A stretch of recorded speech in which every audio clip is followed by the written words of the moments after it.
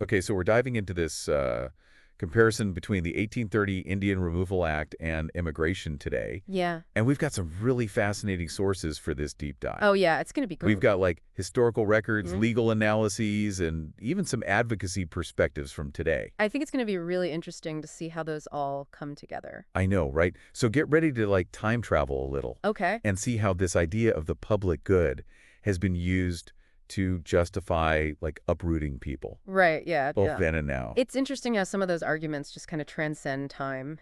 Totally. So to kind of set the scene, let's go back to the 1830s and imagine the Cherokee Nation, right? Okay.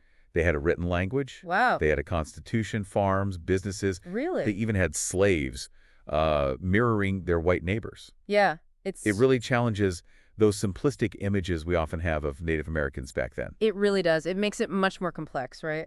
Yes, totally. And ironically, it was their success that made them a target. You think so? I think so, yeah. The U.S. government wanted their land, Well, yeah, of course. and they were driven by this, like, expansionist kind of desire, Makes sense. and saw the Cherokee land as valuable, Right. so they wanted to remove them. Oh, wow. And that's where Andrew Jackson comes in Right. with the Indian Removal Act. Yeah. And his argument, it was for the Cherokee's own good, he said. They should be relocated, the classic public good argument. That sounds familiar, huh? Yeah, Jackson and his supporters were like, we're going to civilize them. We're going to protect them from conflict. Protect them from conflict. And right. we're going to open up this land for white settlement. But underneath Yeah. that, you have to wonder what's really going on. Right.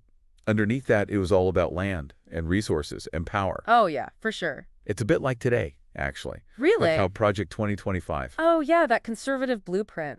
Yeah, frames strict immigration policies as necessary, Necessary for what? like for border security, Okay. for economic well-being, Okay. and for upholding the rule of law. Yeah, yeah. On the surface, it sounds like, oh, they're just looking out for the nation. It's like they're the protectors, right? Yeah.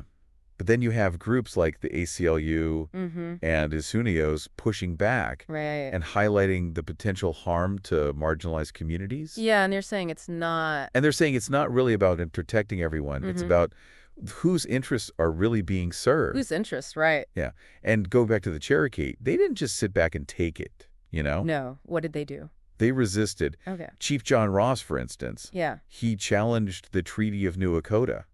Oh, the one that ceded their land? Yeah. He argued that the small group who signed it Right. didn't represent the whole Cherokee nation.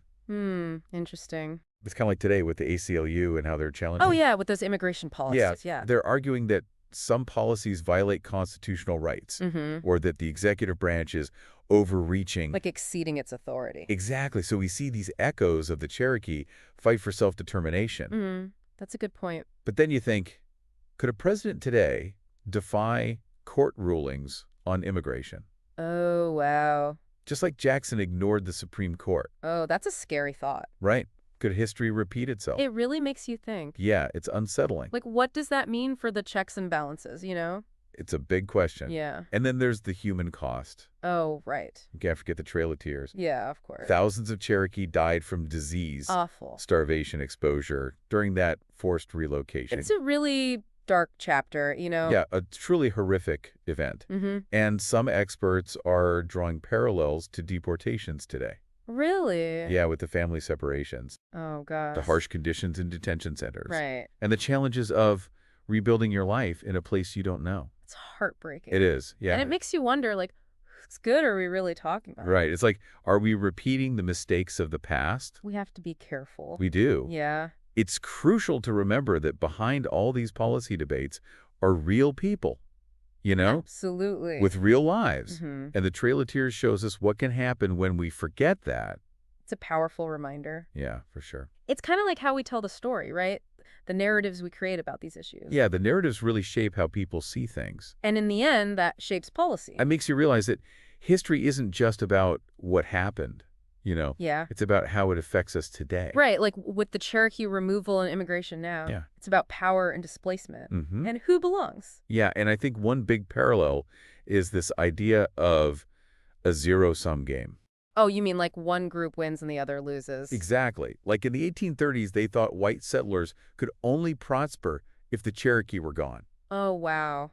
And today, some people say immigrants are taking jobs or using up resources. But that's not the whole story. Right, Muniser says immigrants actually help the economy a lot. Yeah, like they start businesses, fill jobs nobody else Right. wants, and bring new ideas. It's like if you look at the facts, things are more complicated. Yeah, we need to be careful about those narratives. The ones that make people scared or divided, We should focus on real evidence. the kind that shows everyone's contribution. Exactly. Okay, so we've talked about narratives and zero-sum games. Okay. We know the Cherokee fought the Treaty of New Dakota. All the way to the Supreme Court. Yeah, but Jackson ignored the ruling. Wow, he just went against it. Yeah, it shows how power can shift, even with checks and balances. But that Cherokee case set some important precedents. About tribal sovereignty.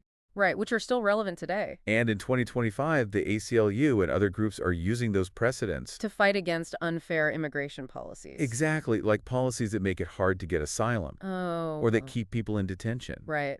And that limit immigrants' rights. It sounds like a really complex legal situation. It is, with arguments about executive power and constitutional rights. And even what it means to be a citizen? Yeah, it's not just history repeating. No. It's using history to understand what's happening now. Right, and these legal fights are part of a bigger struggle. Like a struggle for recognition and dignity. And the right to be heard. And it's not just in courtrooms. It's in public opinion, too. Yeah, and speaking of that, it's wild how public opinion was shaped back then. In the 1830s? Yeah, like there were forces trying to control how people saw Indian removal. Oh, wow. Newspapers were biased, speeches demonized Native Americans, and even songs portrayed them as savages. Oh, geez. It was like propaganda. To make people okay with removing them?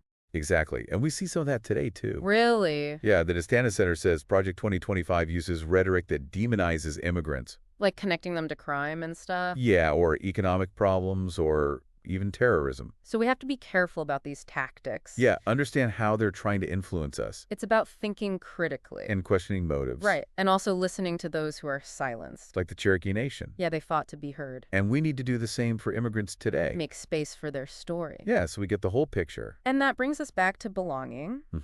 For the Cherokee, their land wasn't just property. Right. It was home, their connection to ancestors. Their identity. And being removed was like losing a part of themselves. And for many immigrants now, belonging is still a struggle. They face discrimination and the threat of being deported. It's like the system is against them. Trying to find a place to feel safe and valued. Yeah, it's about recognizing everyone deserves a home.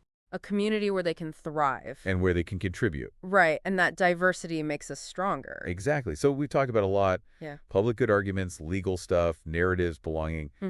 But did the Cherokee ever really rebuild after the Trail of Tears? And what can we learn from them today? You know, it wasn't just about moving people, was it? It was about, like, redrawing the map. Oh, yeah. Taking control of the land and resources. Like who gets to decide? Exactly. Who decides how the land is used? Who benefits from it? And who's left out? It makes you think about some of the stuff in Project 2025. Yeah. Like, could those things have long-term consequences, too? Oh, for sure. Things like ending birthright citizenship. Right. Limiting family-based immigration. Building walls. It changes who's considered American. You know? Yeah, like who gets to be a citizen? Who gets those rights? What kind of country do we want to be? It feels like a big decision point, you know? It really does. Like, what path are we choosing? Inclusion or exclusion. Exactly. And that's where public opinion comes in. Like with the Cherokee. Yeah. They fought hard to change people's minds. They knew it mattered. They knew it was their only hope. And today, it's the same. That battle for hearts and minds. It's happening everywhere, not just in courts or Congress. It's about the stories we tell, the way we frame things. We got to be careful about how information is used. How certain groups are portrayed. How fear and prejudice can be used to get what people want. We need to think for ourselves. Question what we're told. For different perspectives. And most importantly, remember everyone's human. Yeah. No matter where they're from, what their status is. The Cherokee removal shows what happens when we forget that. When we see others as less than us. It's a dangerous road. It leads to division and fear. We lose those values that make us strong. So what are we leaving behind? What will people say about us later? Will they say we were welcoming? That we help those in need? Or will they say we made the same mistakes again?